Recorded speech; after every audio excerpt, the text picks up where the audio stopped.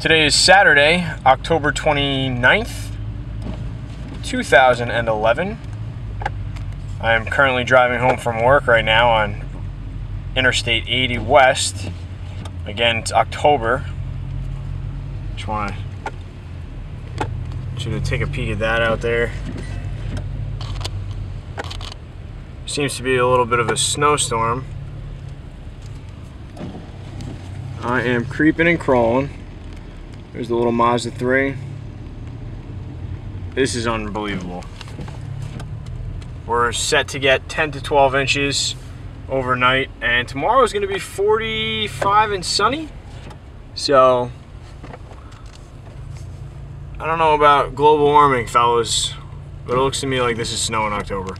Have a great day. Safe trip home.